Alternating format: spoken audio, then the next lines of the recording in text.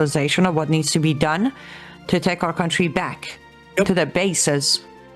100%. LiveUpToFreedom.com, LiveUpToFreedom.substack.com. Annie Cyrus, her broadcast each and every day, 3 p.m. Central at WorldviewTube.com. Are you on this week? Not today, but tomorrow, yes. Okay, perfect. Thank you, Annie. Absolutely, yes. As we say in Turkey, güle güle arkadaş. What does that mean? Oh, that means what just Trump said. Have a good day, my friend. There you go. And you lived in Turkey for how long? 3 years. 3 years. Wow. Aren't you glad she's on our team? And by the way, she'll also be a keynote speaker at our upcoming conference in the fall. Full details, worldviewtube.com/events. Tickets are going fast. They're free, but they're going fast. Worldviewtube.com/events. Now take a look as we close at this. Brand new Christian Worldview Leadership Training Program we have now launched. You can enroll. And by the way, when you enroll, you can choose to do it monthly or pay in full, and you're going to save about, I think, close to $400. So there you go. Become a biblical worldview instructor. At the end of the 2 years, you're also going to be able to download a ton of PowerPoint, student worksheets, leadership notes. We will give you what you need, years worth of information to be able to turn around and teach. We need more Christian leaders. We need more biblical worldview teachers in America. We need more people starting home churches and Bible studies. And now we have the Institute to do it. The Biblical Worldview Weekend Training Institute.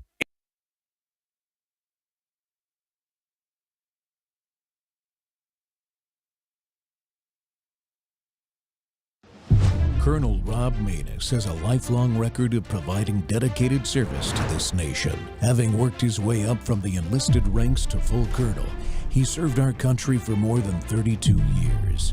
He has served as a bomber squadron commander, bomb disposal technician, Joint Chiefs of Staff Operations Officer, assisted the National Security Team with the campaign plan for the global war on terrorism. He authored the first theater nuclear war plan and served as the Vice Commander of America's largest airborne intelligence wing. Colonel Rob Maness is a true American hero.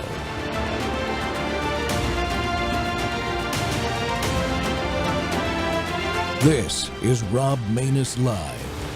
In a few days, NYPD hero Michael McMahon is due to report to federal prison.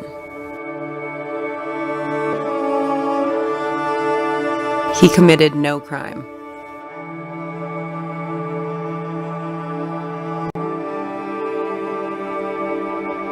There could be no more heinous betrayal of American values than to use the law to terrorize the innocent and reward the wicked. They want to take away my freedom because I will never let them take away your freedom. It's very simple. They want to silence me because I will never let them silence you. They want you silent. There's a quiet war happening here in the United States, where heroes find themselves in the crosshairs of the institutions they once trusted to protect and serve. From surveillance to silencing, the federal government has used their power not to protect the people, but to control them. They spied on my campaign, launched one hoax and disinformation operation after another, broke the law on a colossal scale, persecuted my family, staff, and supporters, raided my home, Mar-a-Lago, and did everything within their power to prevent me from becoming the President of the United States.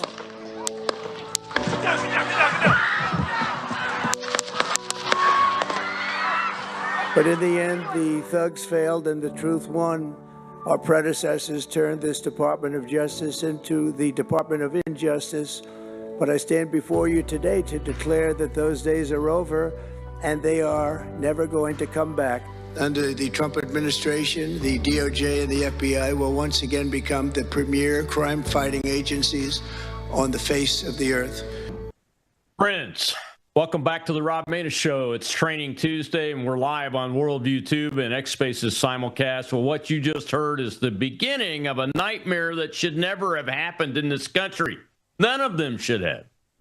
And today I'm honored to welcome Emmy Award-winning actress, producer, and author Martha Byrne. Martha's enjoyed a legendary career on daytime television on shows like As the World Turns, General Hospital. But for the last several years, her most important role has been fighting for her husband and her family. For more than 30 years, Martha's been married to New York Police Department Sergeant and highly decorated Detective Michael McMahon, a man who spent his career protecting the people of New York with honor and distinction. Then the Biden Department of Justice came after him.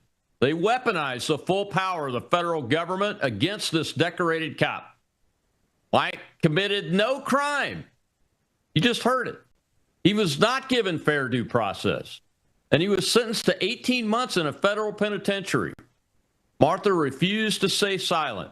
She launched a relentless battle to save her husband and expose the truth. The fight is documented now in her powerful book, In the Interest of Justice, which you can get at Amazon. This story is bigger than one family, though.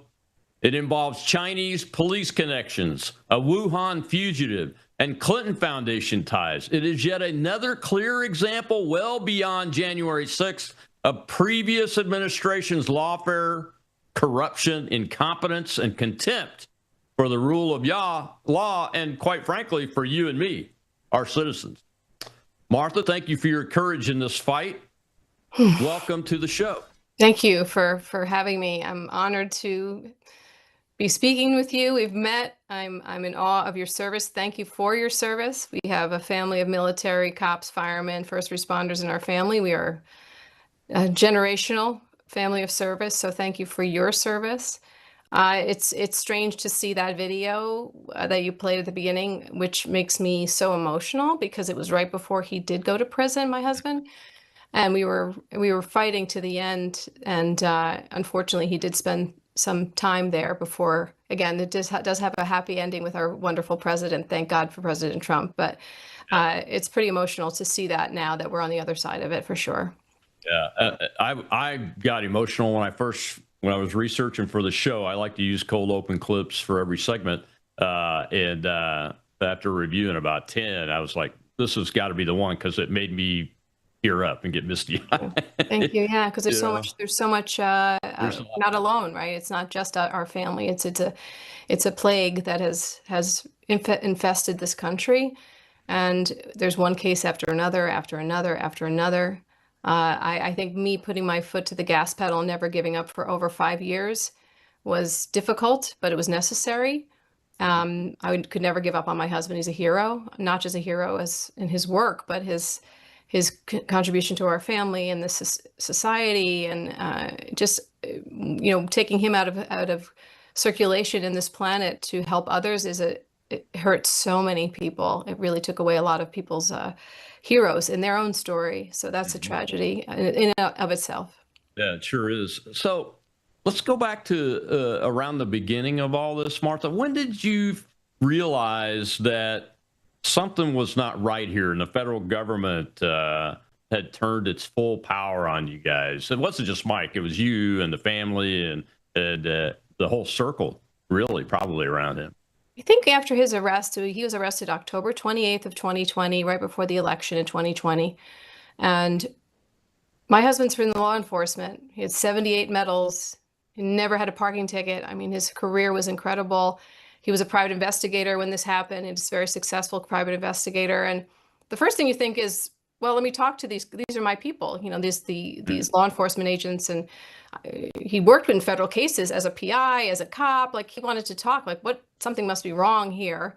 And very quickly we found out that as soon as they have their crosshairs on you and you're in their crosshairs, they're not going to let up until they win. And once they learned that he was fighting back, and that we were going to go full throttle on this, that's when it really got ugly. I mean, withholding evidence and not even giving us evidence to look at for 6 months, and a superseding indictment, which is like right out of their playbook, to charge you again with something that wasn't the original charge. I mean, it's the same old playbook. We didn't know the playbook, though. This was all new. So we got an attorney and started fighting, but we couldn't fight. We learned very quickly that everything that proved his innocence was never going to be allowed to be used in court. And we had witness intimidation in our case, and it was very ugly. It got very ugly. The media was terrible. I was actually got a letter from the intelligence division about one of my tweets trying to, I believe, shut me up. So it got very ugly. And I think that aside, you know, a lot of people have been victimized by the government, but we have children, and I live with my mom, and you know, we had people driving by our home. We had press in front of our house. We had death threats.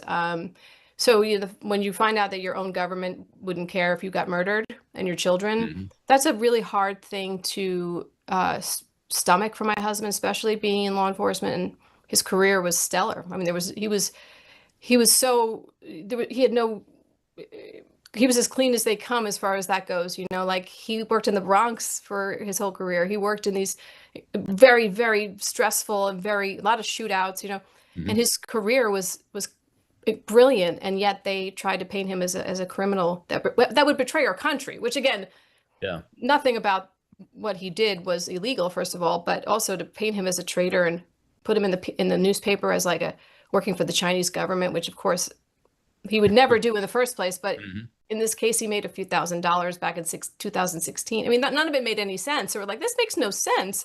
We're going to win. Of course we're going to win. We're going to go to trial. Well, and then, you know, at trial, what happens is evidence gets suppressed. They lied to the jury, which they did on day one. They would not allow us to put in exculpatory evidence. You know, we'll talk a little bit about the subject of this supposed stalking. He was not a victim. He was not a dissident from China. He was actually a Wuhan official who was here illegally that was being protected by our Department of Justice, which I uncovered, you know, as I was researching our case. So here you have, not just as an American, you have your own Department of Justice doing the tactics that the Chinese government does to their own people, if not worse. So the betrayal of our Department of Justice was just, to this day, I felt like you were being beaten up over the head with a sledgehammer every single day sitting in that courtroom, and the lying to the jury, not being able to talk about his career in the NYPD, not allowed to talk about the subject of the surveillance being a criminal who was here illegally and had committed all these crimes. Weren't allowed to talk about that. A lawsuit against everything that would have helped him, we were not allowed to put in. And I tell you, Colonel, I think one of the things that overthrew, this is such a common story, but one of the things I've heard in the last year or so, which I've heard to be suggested, is cameras in the courtroom in federal cases. I love that idea because it exposes, you say it, I can tell you 1,000 times, but if you see them do it in real time, wow, I think that would stop a lot of the abuse. Yeah, I agree with you. As a matter of fact, I was surprised to learn that body cameras aren't required at the federal law enforcement either. And I think that ought to be required too. That's changed a lot of things. It has. It's not perfect, but it's changed a lot of things. Definitely. The story talks a lot about the lack of due process that Mike got. What were the big things that really stand out that hurt you guys so much? Because you're a law enforcement family, so you're trained. It's pounded into you to make sure that even the lowest of the low-life criminal has due process. What were the big things that about due process that he didn't get, that even the lowest criminal gets? We were not allowed to use his interrogation video at trial that completely exonerated him. The first hour of him speaking to the FBI agent, who was not even the case agent, and there was a former NYPD investigator there who is now working for the federal government. We weren't allowed to use the first hour and a half or hour and 15 minutes of that interrogation, which explains everything about this case, that he was innocent. They edited it so that it made it look like he said something he didn't. And the judge ruled against us. So there's something called the rule of completion in court, meaning you could pull out any text message, you can pull out any video, but if you don't know the context of it, it changes 1,000 times. So we just wanted to add in even just a minute or minute and a half to explain what they were trying to make look bad. We were denied that. We were denied to, a lot of our evidence was encrypted. We couldn't even open it to read it, and the government wouldn't assist us in doing that, which I find to be revolting. It's, if you have such a strong case, why wouldn't you let us look at the evidence?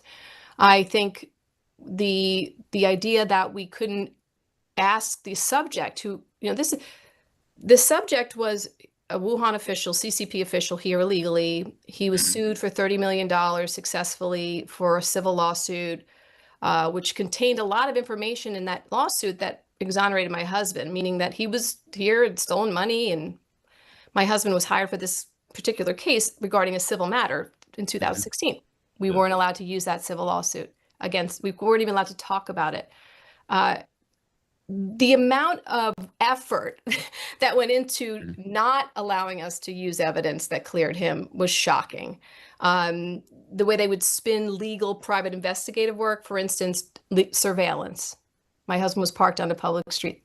That's what PIs do. Right. So it's not even so much, it's the withholding discovery from someone for a year, for instance, in one case. And a year goes by and we don't get any evidence at all to review.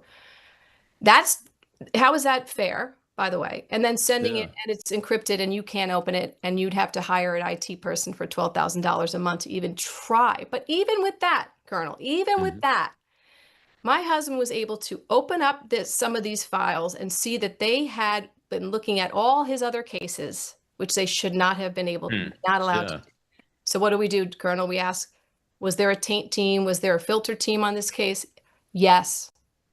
Can you tell us more? No, no, because there probably wasn't. See, my point is that the tactics they use is to win at all costs, lie to the jury, which they did every day. My husband was charged with interstate stalking. He's a PI. Right. People never saw him. They couldn't identify him in court.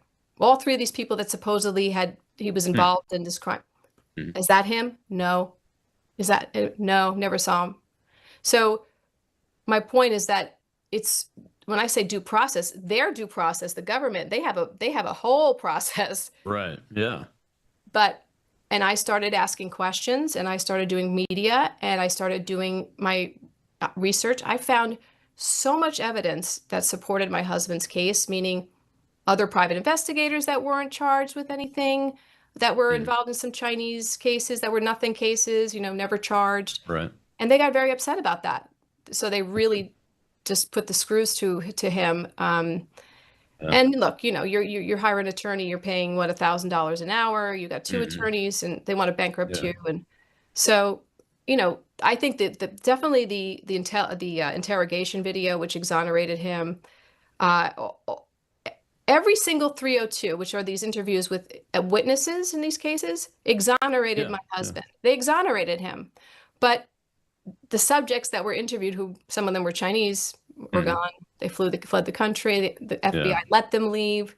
We had it on video at trial. You see the FBI agent let the guy just get on a plane, go back to China.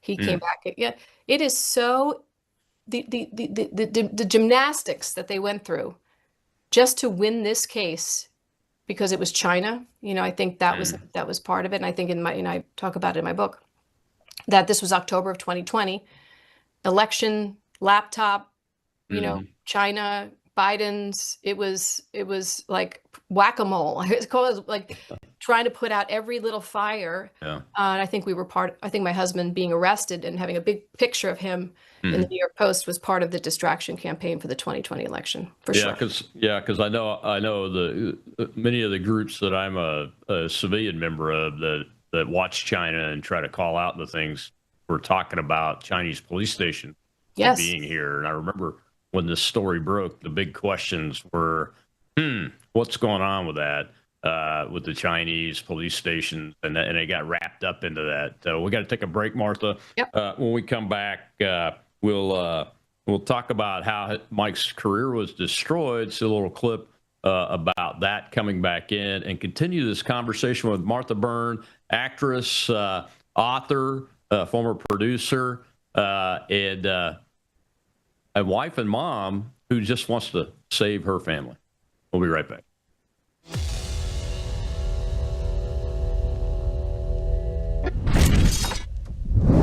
At a certain age, you stop chasing younger. You start protecting what helps you feel steady, strong, and well. Your body's collagen matters. It supports the structure of your skin, joints, and connective tissue. But as the years go by, your body needs more support from the inside. That's where Bella Grace Elixir comes in. Bella Grace Elixir combines Verisol collagen, the world's most clinically proven collagen, with asteryl astaxanthin and cat's claw in a proprietary blend designed to help support the processes that reconstruct collagen, while also offering antioxidant and anti-inflammatory effects. And this isn't just for women. It's for men and women who want to age with more confidence, more care, and a daily wellness routine that supports the body from within. One simple elixir, thoughtfully formulated for whole body wellness. Take care of the body that has carried you this far. Order Bella Grace Elixir today at melissahousebg.com. That was President Trump accusing the DOJ of weaponizing the law to punish the innocent and protect the powerful. Now, if people start to believe the courts are being used for political payback, trust in the entire system collapses. My next guest, Mike McMahon, a decorated NYPD cop with 78 medals, a devoted dad and husband who spent over 14 years protecting the streets of New York. After he retired, Mike became a private investigator, a job thousands of people do legally every day. So how does a man like Mike go from hero to federal convict? How does someone with that kind of service end up accused of spying for the Chinese government? I conducted legal PI work, private investigation work in New Jersey. And then 4 years later, in 2020, the FBI came to my house and they arrested me for working for the Chinese government. I know someone that is as decorated as Michael is here. That doesn't come easy. That is a distinguished career. And there's something wrong here. And I want to get to the bottom of this. My next guest spent 20. Welcome back to the Rob Maness Show. We're live on Worldview Tube and our X Spaces simulcast. And my guest today is Martha Byrne, Mike McMahon's wife and mom of his kids, and a law enforcement spouse. Martha, one of the things that struck me is, I can't imagine my wife having to go through this with me being attacked with my long military career, very well documented. Very similar to Mike's, since 9/11, especially the NYPD itself is a national security organization that protects not just New York City citizens, but citizens all over the country because it's a prime entry location for terrorism and terrorists to come through there. Mike is truly an American hero, right? What are some of the things, just highlights of his heroic career? Well, he was part of the street crime unit, and that was 200 of the hand-picked anti-crime unit under Giuliani that cleaned up New York City. Okay, they were plainclothes detectives, and if there was any pattern of crime in any of the boroughs, these guys were sent in to clean it up, and they did. Like my husband had a shootout in Times Square on New Year's Eve, where a bunch of guys tried to rob the store with AK-47s, shootout. My husband pulls up, there's a shootout. Thank God nobody was killed. But that was in Times Square on New Year's Eve when we first got married. I don't even know if we were married at the time. And the street crime unit was involved in so many high-profile cases where there was officers were putting out their life on the line literally every single day and shooting their guns. Most cops don't ever pull their gun. Yeah. And in New York City and in the Bronx, my husband was in 43rd precinct in the Bronx, they were very active. And then he became a school safety sergeant, which he was in charge of 40 public and private schools in the Bronx to protect kids, make sure that the gangs weren't infiltrating. And it was every day there was something going on there. He ran into burning buildings and saved lives. He was the guy you wanted to show up when you called 911, and he did show up. So at trial, They couldn't find anything. They went back to everything. You know, they try to they've seen everything about your life, right? They try to paint you as this horrible person. So they went back to his entire NYPD career, and they found 2 complaints. I call those civilian complaints. You know, anybody can go in and file a complaint. It was from a gang member's mother who was complaining about my husband because her son was trying to recruit kids on a school grounds. Okay, that's the complaint that the Department of Justice tells a jury that he had a complaint against him and the NYPD. They don't say what it is, but to paint him as a bad guy. You know, I don't know about you, but being around law enforcement and it's so high pressure job to have such a stellar and perfect career. And don't say the word perfect lightly, where everybody is like loved him and adored him and was happy to see him when he showed up on the job. They knew they were safe. And to do this to him, see, the FBI knows, the DOJ knew that he was this guy, that his career was, 9/11 first responder. They didn't care. It didn't matter. That actually made it more of an interesting story for their press. And then they had to really dig deep, and they had nothing. They couldn't find anything. I mean, even when he was arrested, after he was arrested, he stopped a bank robbery in our local town of an old woman who was going to be robbed. He stopped a fight in Grand Central Station of a girl getting beaten up. You know, he could have kept walking. He could have kept going, but he didn't. He turned around and said, "That's what I am. That's who I am. That's how I'm wired." So you can't take that. You can't stop that from him. But they did stop that. I mean, he had to give up his business. His successful business. And when he was a PI, he did cases for the Vatican. I mean, he did an investigation that cleared a bishop of a crime and which was incredible work. And then he worked for a presidential candidate at some point.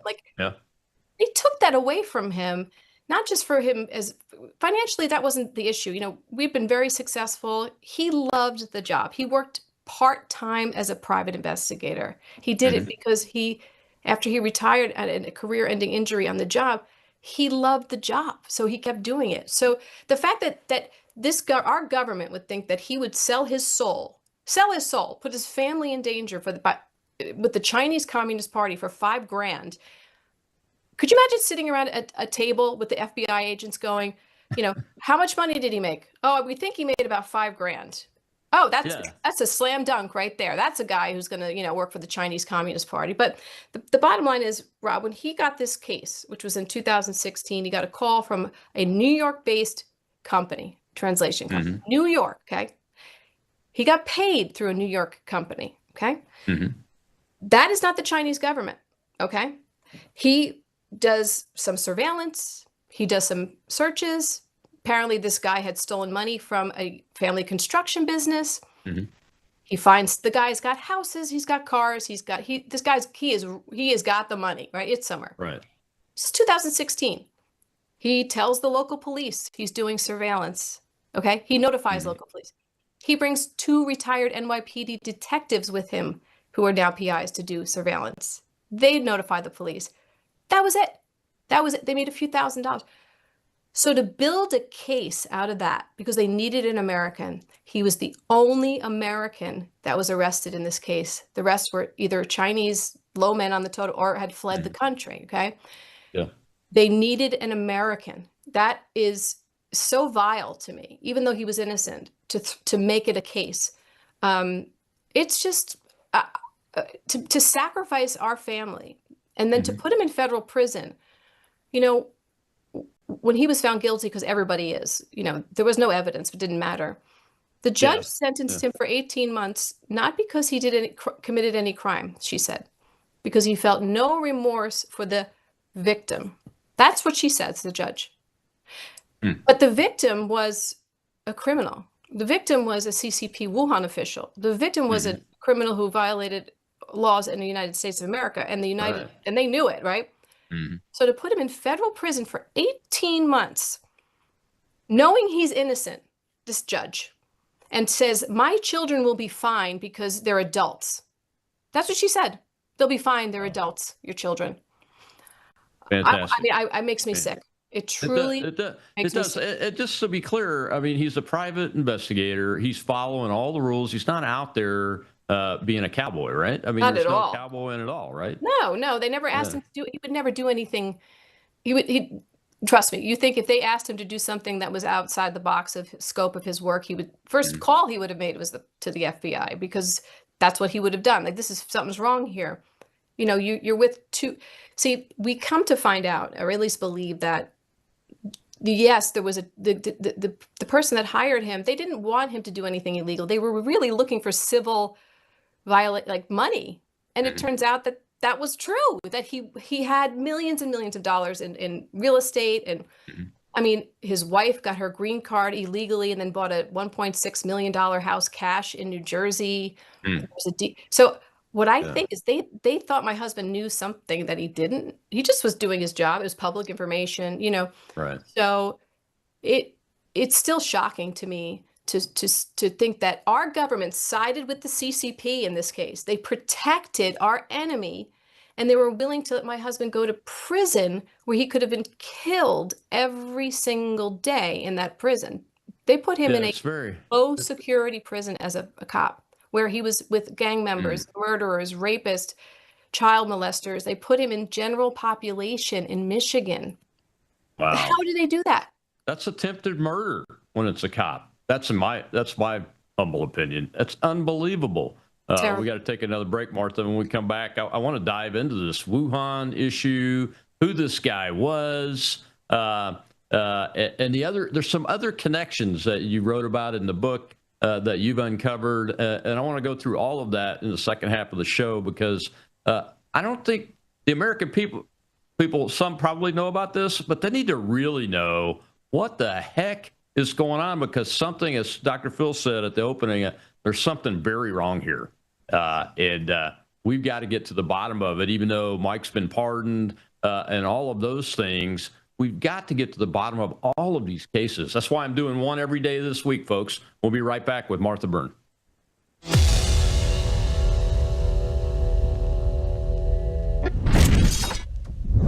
Take a look at the water you just poured. It looks clean. It tastes fine. But what's really in it? Lead, fluoride, arsenic, chlorine, pesticides, PFAS forever chemicals, pharmaceutical residues, and bacteria. Every single day, these toxins flow straight from your tap into your glass, into your family. It's time for Sentry H2O from Worldview Water. Sentry H2O is the ultimate water treatment technology, designed to remove harmful toxins, balance your water's pH, and enrich it with essential minerals like calcium and magnesium, the way nature intended. From commercial-scale systems to whole-house filtration to crisp, delicious drinking water right at your kitchen sink and shower, Sentry H2O delivers cleaner, healthier water everywhere you need it. No plumber, no tools, no plumbing knowledge required. Perfect for homes, apartments, rentals, RVs, refrigerators, and more. Because everyone deserves access to clean, healthy water. Visit worldviewwater.net. That's worldviewwater.net. Years inside the FBI, 20 of those focused on Chinese counterintelligence. This is his first national interview, and he's breaking his silence tonight. So I want you to welcome retired FBI agent Kevin Hecht. This whole situation does not fit any MO of how the Chinese government, how the Chinese intelligence services, or how the Chinese law enforcement services work. I don't know of any circumstances in my career where they used an American Caucasian citizen to further their activities. How could he have smoked this out to realize that this wasn't a routine engagement? China knew they were breaking U.S. law. They wanted as few people as possible to know what they were doing. And I think the last thing that they wanted to have was an NYPD decorated officer knowing that they were operating unlawfully. So I think it would be very difficult to smoke out. Welcome back to the Rob Maness Show. We're live on Worldview Tube with Martha Byrne, whose husband is Michael McMahon, former NYPD sergeant and detective, highly decorated man turned private investigator that was really abused by the Federal Department of Justice. That's my opinion based on everything I know. And Martha is Emmy Award-winning actress, producer, and author of the book In the Interest of Justice about her husband's case and what happened with their family and what it continues to happen with their family. Martha, this Chinese connection here, you mentioned the company that hired Mike. Is that company, is it tied back to the CCP somehow? Well, this was a translation company in Queens, and she was not arrested. This is 4 years later. My belief is that she was some sort of informant or some sort of cooperator or some sort of middle person, But remember, my husband wasn't asked to do anything through her. She paid him through a bank check. The business is still up and running. So, something may have been awry there in her world that we still don't know about to this day. The prosecution never called her to testify. It seems very suspicious to me. And I think when you speak to Kevin Hecht, who just spoke, that you saw in that clip, he was the leading fox hunt expert in New York FBI, and he was not included in our case. He was not brought on by the FBI to assist in our case, which is very suspicious to me, that they wouldn't include someone who had knowledge that would say, no way would the cop, we have to protect the cop and tell, or let's, even better, why don't we talk to the detective from NYPD who may be able to help assist us in understanding why the Chinese had what they were doing in New York City, police stations, etc. But they didn't do that. They kept it private in New Jersey, in a little Red Bank, New Jersey FBI field office, and in DC, and the Eastern District of Brooklyn, New York, which a lot of most Chinese cases came out of, okay? Yeah. So they were walling off a lot of people, and we come to find that out, which is also very concerning. In our trial, we found out that there were thank you notes, to one of the agents, the FBI agents in New Jersey, regarding these people's immigration, a civil lawsuit, thanking them for helping and assist them. Now, if that doesn't stink to high heaven, I don't know what does. So what we found, so let's just go back a bit. When Mike got this case and he Googled the guy's name that he was following, it came up that he was wanted for embezzlement, money stealing in China. That was it. That was it. Like, oh, well, this aligns with what I've been told, that he stole money from China and he came to the United States. He fled and whatever. So that aligned with what he was told. That was all you could find out about him online. When my husband was arrested in October 28, 2020, we searched the name again. And the Wall Street Journal had done a story about this man being a victim of lawfare, civil lawfare from the CCP. So we get the lawsuit, we read it and thinking, this doesn't sound right. And turns out through more investigation, a further dive, he was a Wuhan official who was in charge of buildings and Belt and Road in Wuhan, fled the country in 2010 of China, came here and was part of the EB-5 immigration program. Now, a lot of people that are listening don't know what that is. Trump did speak about that when he first got back into the White House.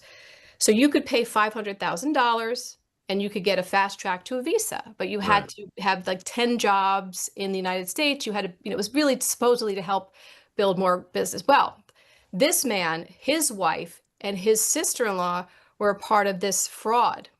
Now, why do I say that? EB-5 fraud.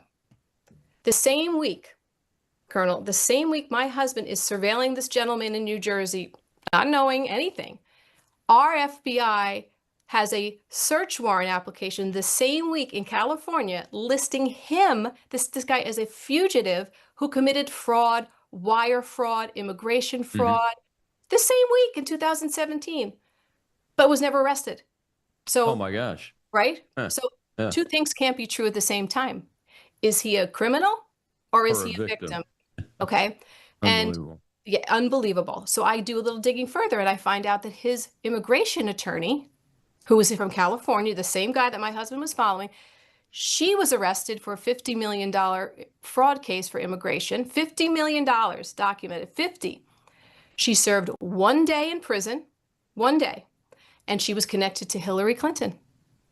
Oh, yeah. So she was involved in EB5, so was her brother, Hillary's brother. So there's something that is very fishy about an immigration attorney who's Chinese as well, who's involved in also some campaign fraud, things in that. There's a whole, there's a pipeline of financial money laundering that's going on. We see it now, right, with our elections and like what's happening. This was going on a long time ago. Sure, So yeah. the same attorney was connected to Dianne Feinstein, the Obamas. Like you're finding out all that. Wait a minute, something is really fishy. So Yeah. we say, what did this guy know, or didn't know, or claimed that he knew? So here we are, right? Mike's like, I did this little case. I mean, Yeah, I'm trying to figure out why are they so interested in Mike? I mean, you said it already. I'll just recap it. I think what I heard was he did some surveillance. Yep. They did a search, I think, if I remember correctly. They found like that this man had like multi-million-dollar homes. He'd owned homes in California and LLCs, and he was clearly, he didn't have a job.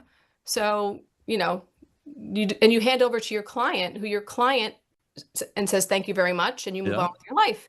But what happened was some of that information that my husband uncovered ended up in the civil lawsuit against this gentleman. Okay.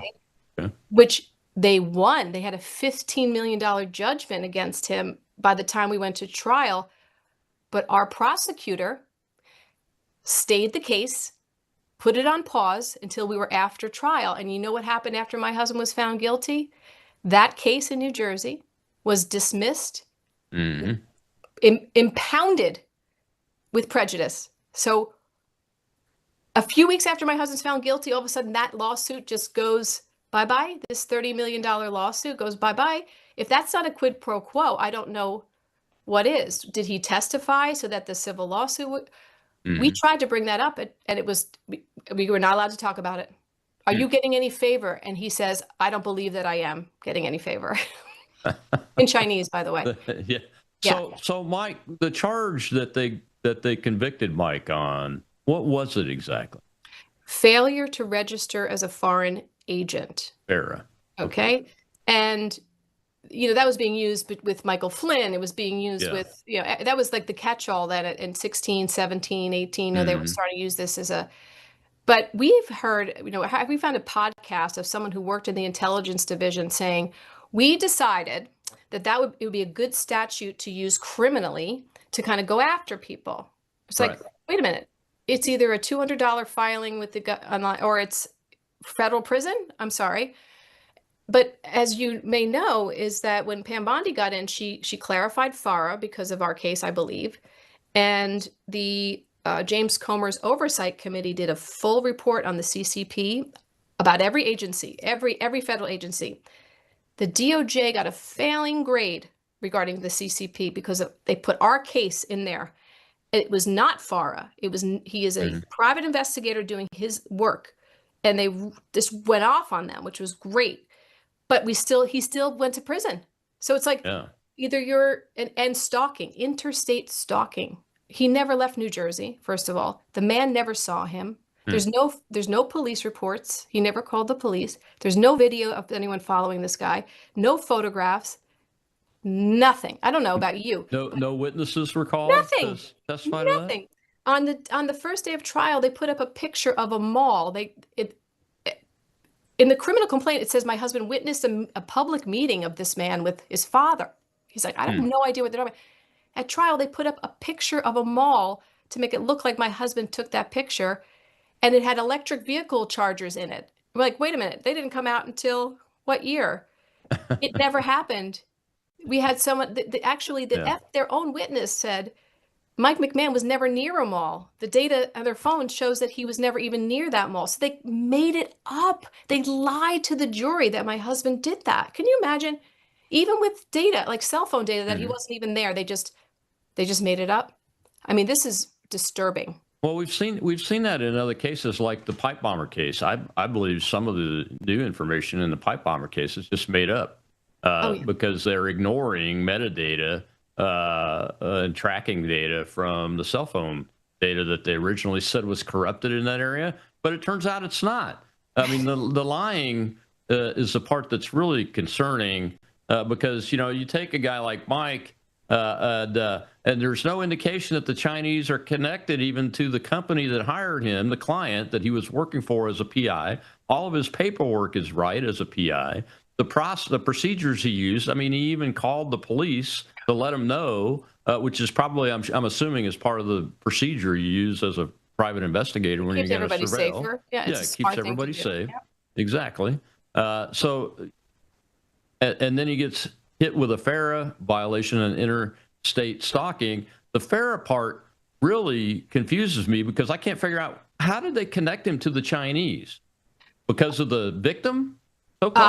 I guess. I mean, we thank God we found out during trial that how Mike was recommended for this case. By God's grace, there was an attorney Mike had worked for in 17. He goes, I may have recommended you for that case. He goes, let me go back. He had a text message where he had texted a lawyer in Queens, a different person, recommending him for this case. So we bring this up at trial. So they couldn't charge him with conspiracy to violate FARA because we stopped the chain of like what it could be, but he got found guilty of violating FARA. But there was the fact that the client was Chinese. So what? But you see my point? Like, it doesn't matter. And he spoke perfect English. There was no reason to believe this man was not telling the truth. Now, it turns out he was not telling the truth. This Chinese cop who met with my husband, who claimed to be a person who had his money stolen, Colonel, that man who was a Chinese police officer had been in our country like a revolving door. It came out of trial that he had come here and studied with Dr. Henry Lee. He'd been in Houston, training with the Chinese police. So we let them come here, okay? Yep. We trained these men and women sometimes on our invitation. And now you have buyer's remorse. So COVID hits and you're going to make it look like you're doing something to be tough. And look, about a year, not even a year after my husband's conviction, but less, Antony Blinken hosted the man who started Fox Hunt operations, who started them in China. He came to the United States and broke bread with Antony Blinken. So my husband was a Fox Hunt kid. He was at the UN, this guy. So I got on the phone and I called Congressman Lawler, who was our angel, who has saved our lives as long as President Trump. And I said, how can we have a guy come from China who they just told us this was the worst thing that ever happened on the planet, that these Fox Hunt, they're coming here and harassing people. We just invite. He goes, he made himself a diplomat so he can come here. Oh my gosh. We're going to take our last break, Martha. When we come back, I want to dive some more into this, but also explore this Clinton Foundation connection that you've uncovered, because, I mean, this is explosive, folks. You need to know what the heck is going on, because none of it is good for you and me, the average American citizen. We'll be right back with Martha Byrne.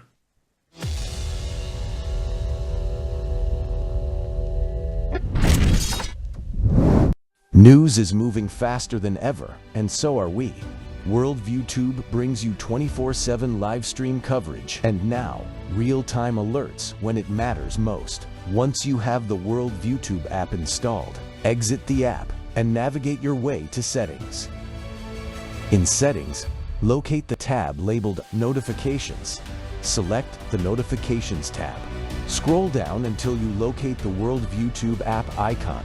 Select the tab, and here you can turn on and customize your notification experience for the Worldview Tube app. News doesn't wait, and neither should you. Turn on push notifications to stay informed. Every headline as it happens.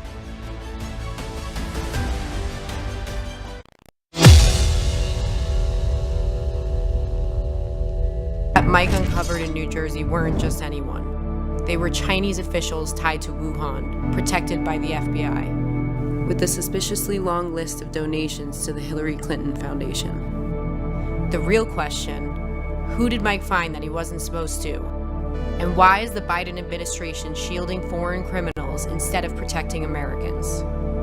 When an agenda is being run other than the law, people can get caught up in a machinery that can be very dangerous. And when politics get into prosecution, when convictions become the goal instead of justice, we can get out of control in a fast hurry. And we've got to have a return to justice. And I don't think justice is being served here.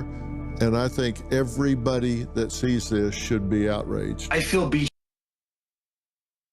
Oh, and we're live on Worldview Tube. My guest is Martha Byrne, award-winning actress and author of the book about the story about her husband, new NYPD Sergeant and Detective Michael McMahon, a turned private investigator who is accused of being a foreign agent for China on a routine case. He was asked to just look at a guy, do some surveillance on him because he was accused of embezzlement, I think, was the primary thing. And but Martha, you uncovered all this deep connection with Wuhan and then the Clinton Foundation.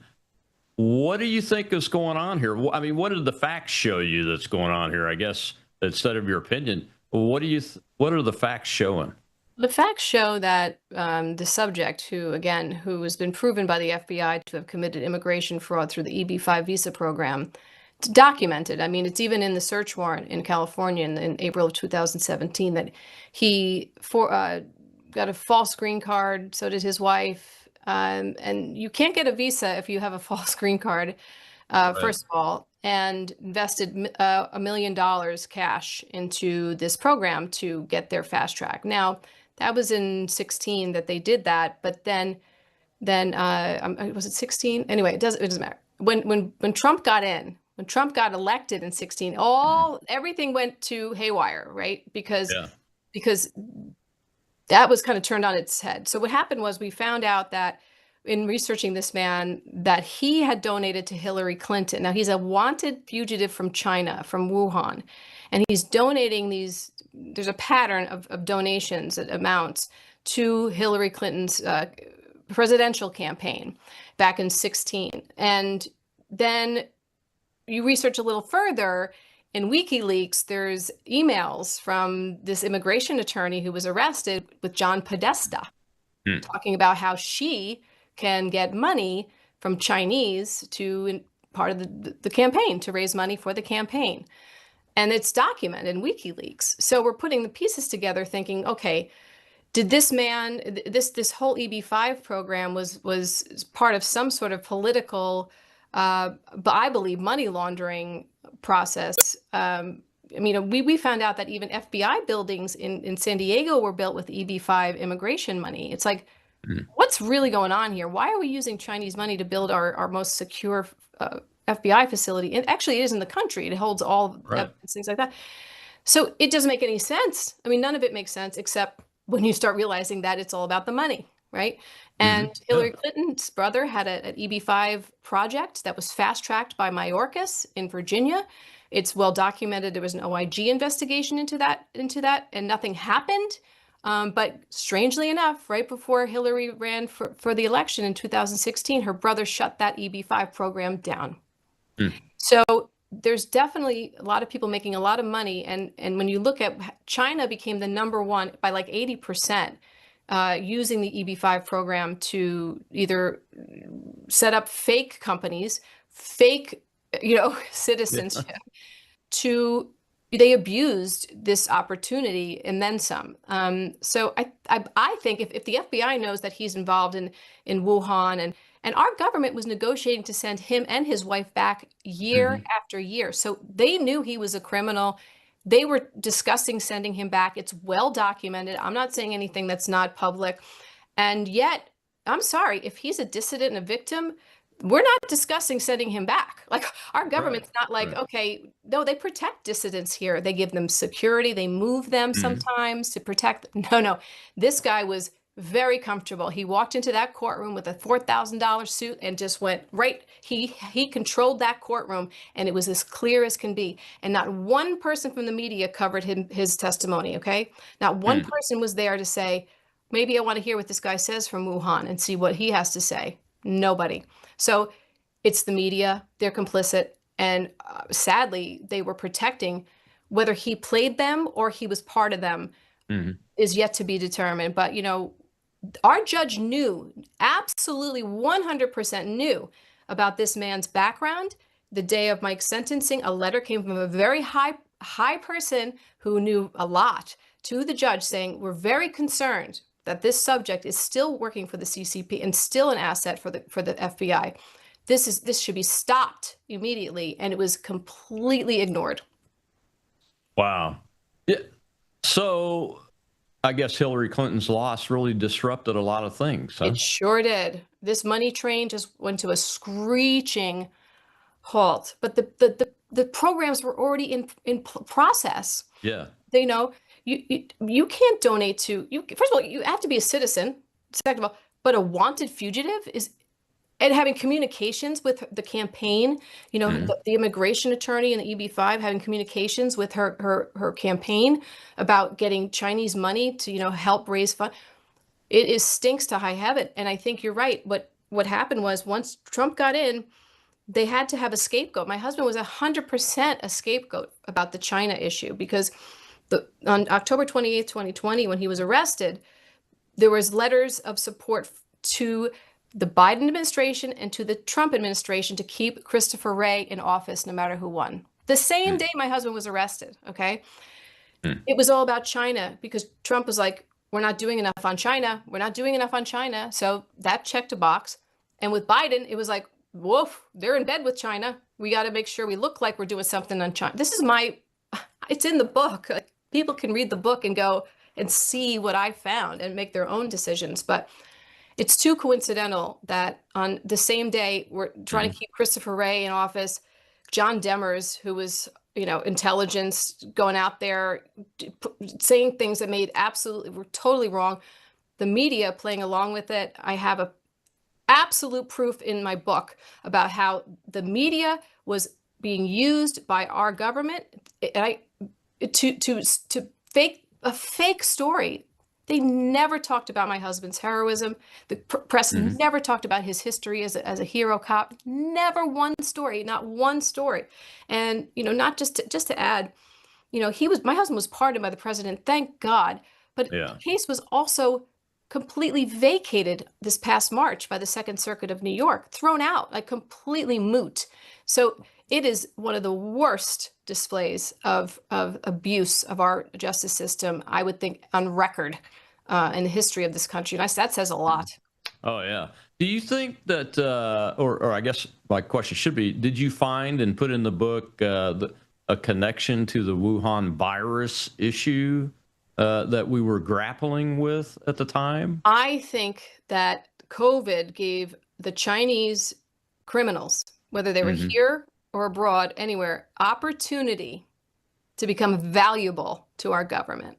And I'm not alone in this belief that there's other documented cases of Chinese men who were imprisoned calling, saying, I know something, I can help you. And they got him out of prison, put them up, housed them, happened in Canada. So the fact that this man was part of the building commission of, he was on that was his job, to approve plans, to do buildings, roads, and in 2000, I think he fled China in 2010. I'm no brain surgeon, but, seems like this guy might know something, possibly, or not. But there's definitely value to that person in some capacity. And the Chinese will lie, cheat, steal, do whatever they have to do to get what they want. This is their goal is the same, which is to protect the CCP. Now, here's a guy, you tell me.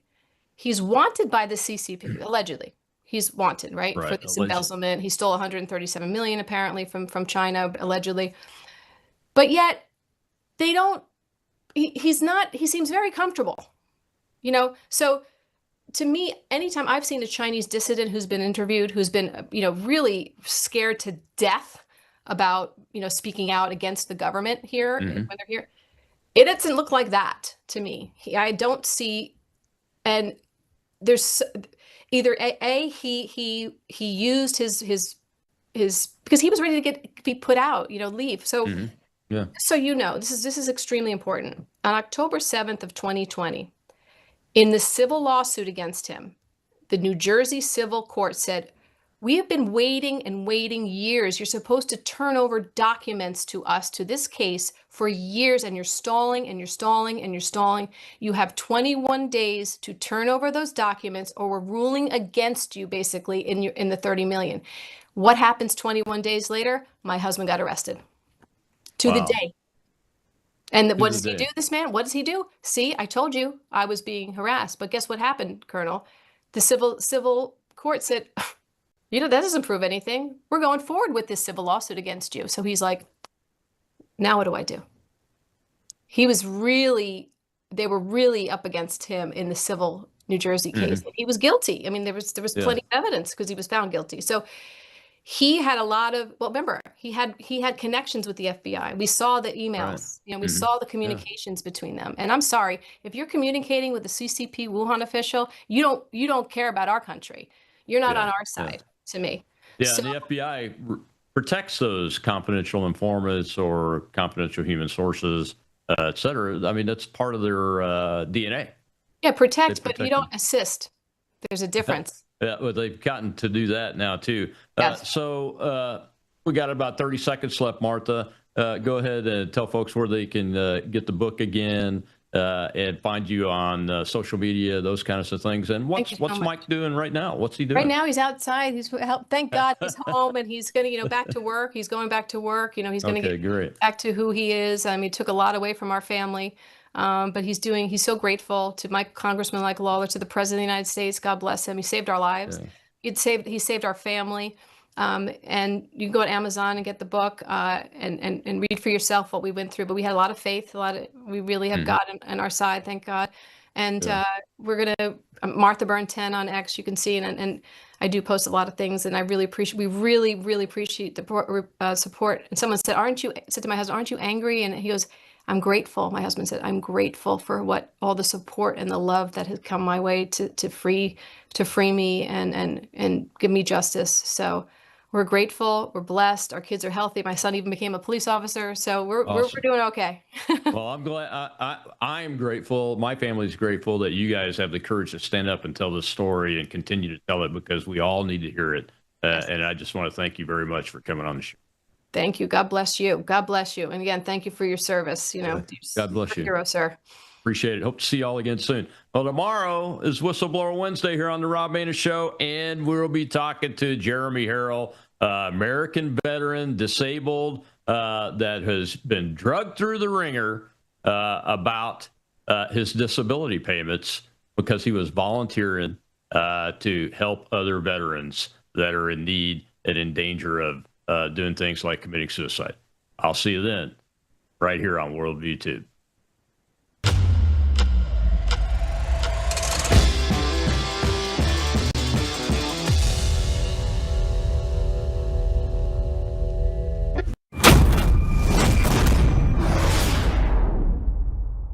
You're watching Worldview Tube.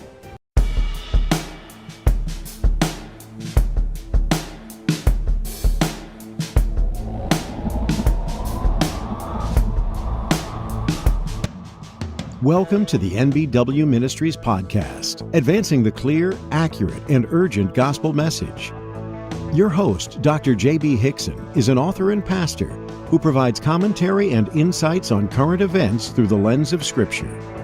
Dr. Hickson interacts with various experts on cultural, theological, and political issues while proclaiming God's Word to a world in desperate need of the truth. If you enjoy today's podcast, be sure to forward it to others. And now, here's your host, J.B. Hickson.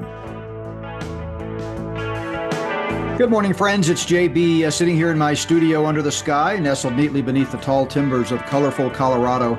Thanks for joining us for this midweek program. It's Wednesday, July 1st, 2026, halfway through another week, but starting out a new month, July 1st. It's been a great week of podcasts already. I know we mentioned this before. Wendy and I are on the road this week, and so we did not have a Testimony Tuesday yesterday, and we won't have a My Thoughts Thursday or Crossfire Friday, but I tell you what, the replacements that we've got for those 2 days coming up, including today as well, so really the next 3 days, counting today, are amazing. And I'm really delighted today to have Brannon Howse as a guest on our program. You know, for years I've had the privilege of being a guest on his shows and kind of a recurring guest at times, and always glad to be on with his panel and discuss various topics.